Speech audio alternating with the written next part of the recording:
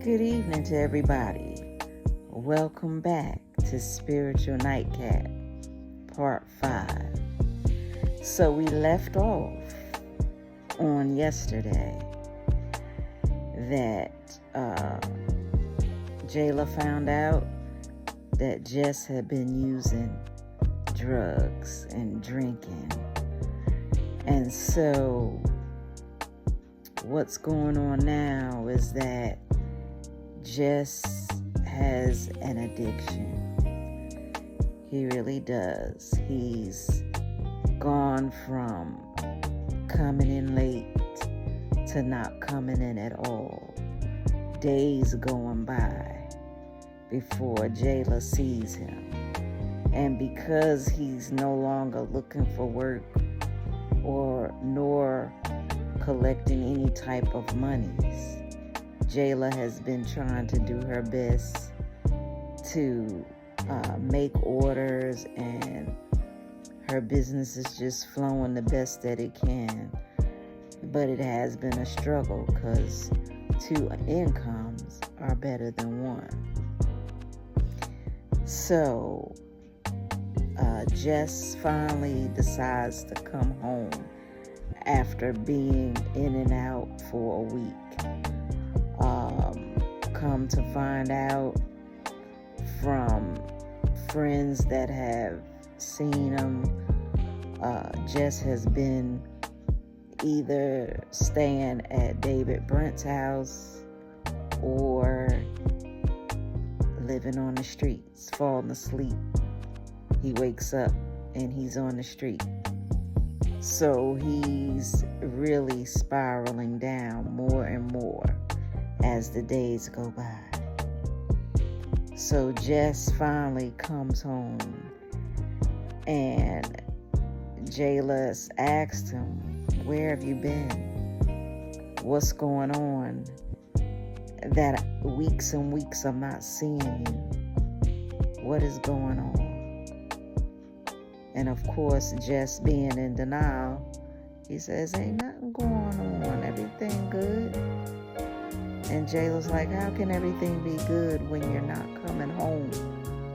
You have allowed this drug to change your whole demeanor, your whole attitude, Jess. And I just don't understand what happened." So Jess, of course, comes closer to Jayla, trying to kiss her and say, "I love you, and everything's gonna be fine, Jayla." And so he tries to kiss her and stuff, and Jayla's like, "Back up, Jess. You ain't been home. I don't know what's going on. Are you seeing another woman? Are you cheating? What is it? Are these drugs this bad that this keeps you from being from home, and you think everything is okay? Well, it's not okay." And so he's still, trying to kiss on her and rub on her. And Jayla's like, "Go ahead, Jess, because this is really not turning me on at all. I'm hurt because my husband has gone from being here for me and being with me to not being here at all. I'm just lost for words, Jess. I'm hurt. I'm sorry, baby." That's all Jess could say, is that he's sorry. But yet he's still trying to kiss on her and rub on her. And Jayla's like, "Go ahead." So she backs up from him. And he's still, trying to kiss on her and act like everything is okay. And so he just, hugs her. And she was like, "Just get off of me, because I need you to explain to me what's going on with you, that you have not been home. I don't understand. You still haven't told me where you've been at and what are you doing." "You know what I'm doing, Jayla. This is the reality, girl. This is the reality. I'm getting high, okay? I'm getting high. And I haven't been cheating. I haven't been doing anything but just getting high, having me a good old time. Just how you think this is a good old time getting high? What is good about people coming back telling me that they seen you hanging on the street corner and hanging with that old David Brent? How is it that that's having a good time when you have basically abandoned me? I haven't abandoned you, Jayla. I love you. Can't you see that I love you? Why you think I'm trying to come and give you hugs and kisses and everything? But you don't understand how hurt I am, Jess. How you think I'm just supposed to want to be all lovey-dovey with you, and you haven't been home. You've been gone. You go for weeks, and then you come back and act like everything is okay. I just don't, I just can't grasp that. I love you, Jess, but this behavior has got to go. You need help. You really do need help. I need you, Jayla. I need you. So, of course, he grabs her again, trying to kiss all on her. And, Jayla's constantly telling him, I'm not feeling this. You reek of alcohol, and you think this is supposed to turn me on, and you haven't been home. So as she, go to walk away from, he said, don't walk away from me, Jayla. I love you. Don't walk away from me. And so he grabs her, and he tries to kiss on her and rub on her. And Jayla's like, just let go of me. I'm not liking the way you grabbing on me. It's really bothering me. Let me go. No, Jayla, I love you, girl. And so he keeps holding on to her. Next thing you know, he still trying to kiss on her and rub on her. And then he just pushes her down. And she's like, Jess, why you push me down for? What's this all about? I want you, Jayla. I want you.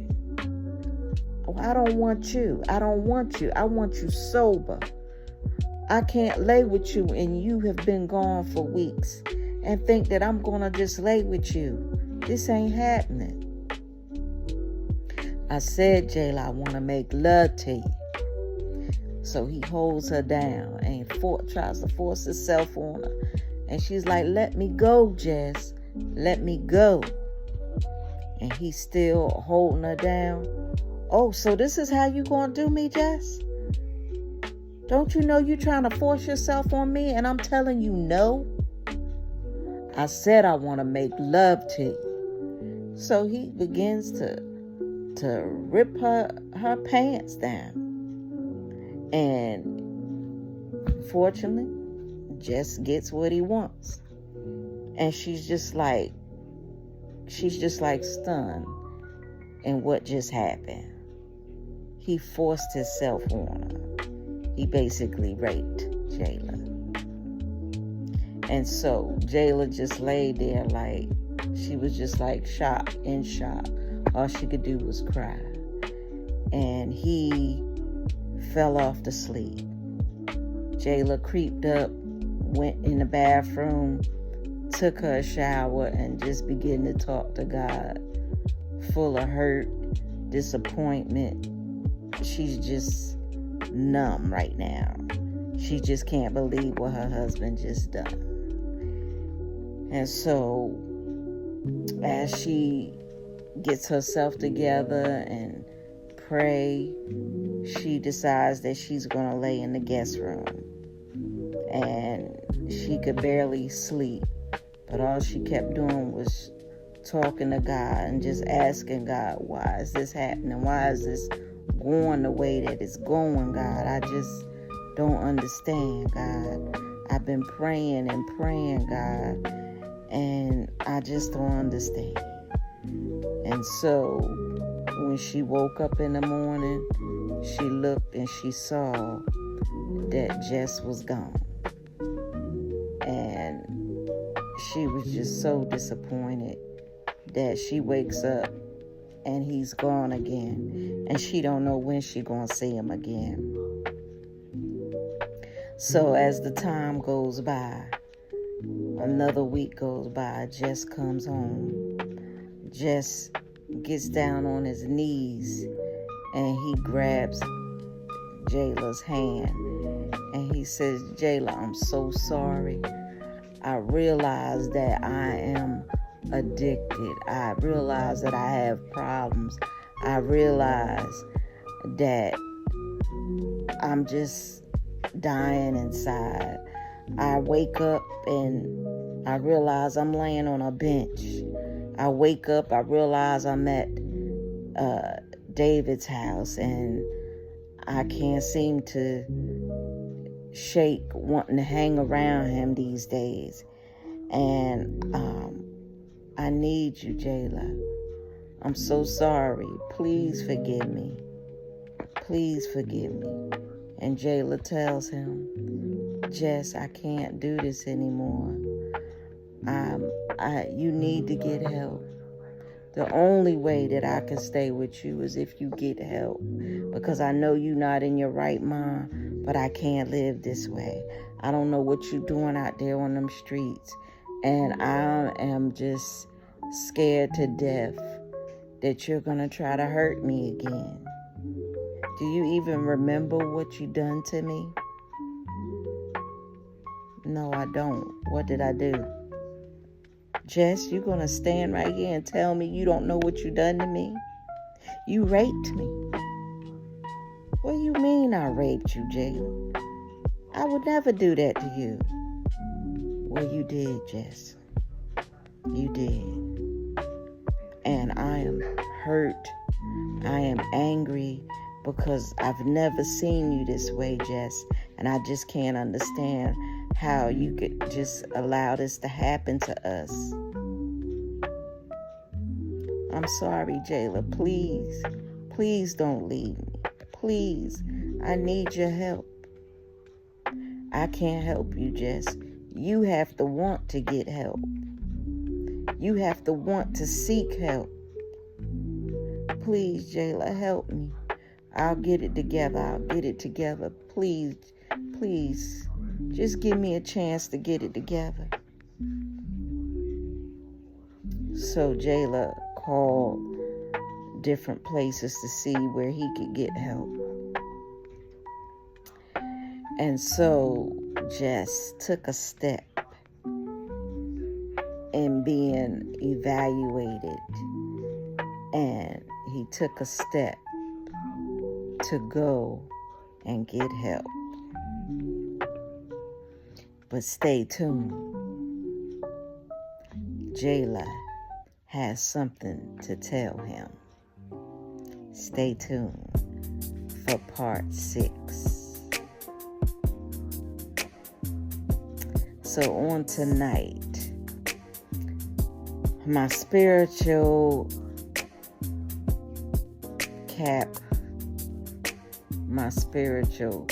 nightcap.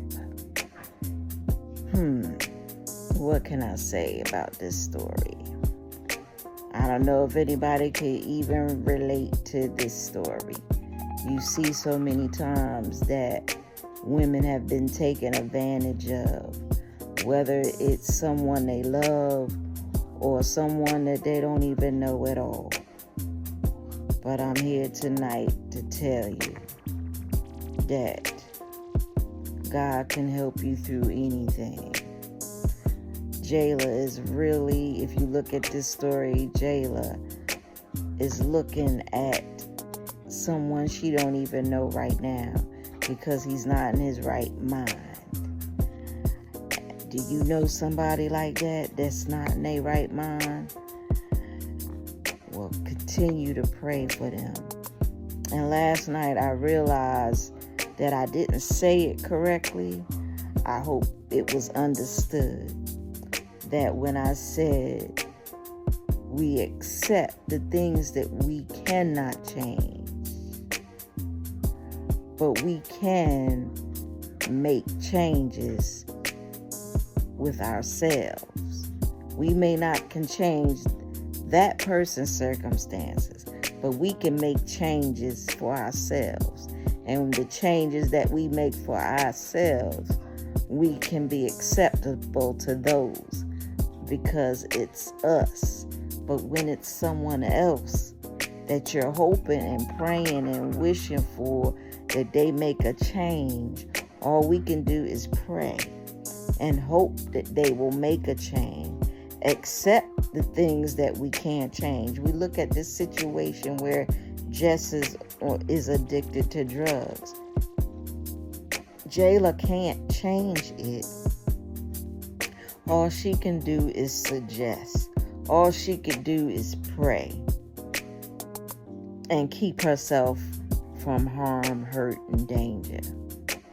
God will cover her. But as I told you on yesterday, anyone does anything to hurt you, violate you, you are to move out of that situation till God can come in and fix it, because you don't want to put yourself in danger. So, accept the things that you cannot change, but you can accept what you do and the changes that you make for yourself. Make a change for yourself. We can't change nobody but us, and you probably have been in a circumstance and a situation where you've asked God, why is this happening to me this way? Why am I going through this? And it seemed like you can't hear God's voice. It seemed like God has left you, but God hasn't left you. You just continue to stand in His word and hold on to His word, because He said He will fight your battle. He will protect you and keep you. So just continue to hold on to God's unchanging hand. As an example, I know that, have you ever had a moment like Jesus has had? Of course, we haven't experienced the suffering like He has, where He's hanging on that cross and He says, Father, why hast thou forsaken me? Have you ever felt like God has left you? But just realize that God hasn't left you. You just keep holding on. God has timing for everything. But as I say, as you wait, don't wait in danger. Let God lead you in what you should do. And you just wait on the Lord by continuing to make changes for yourself to keep you safe, to keep you out of hurt, harm, and danger. And God will have to work on that person to get them in line into where they need to be. Because the reason why it feels like you're suffering, like there's no changes, is because God has given us all free will. And when a person does not want to change, it is nothing that you can do. You can either hold on for a little while to see if they'll make a change, or there may be a time in your life where you may have to just walk away. You have to love that person from afar, because they're doing nothing but hurting you, damaging you mentally, emotionally. And why walk around in that kind of heartache and pain when you have the will to change you? You can't change them and their circumstance, but you can change you. And I didn't mean to take up a lot of time, because I try to make it short and sweet. But, this people are actually going through things like this. And we must know that God never leaves us. We get impatient. We go through unnecessary things, and we hurt ourselves. We can hurt ourselves. But God is always there with His hands and his arms stretched out wide to bring you in, to comfort you and keep you in perfect peace. So I hope that this spiritual nightcap has blessed your soul on tonight. May you have a blessed evening, and hold on. Part 6 is coming.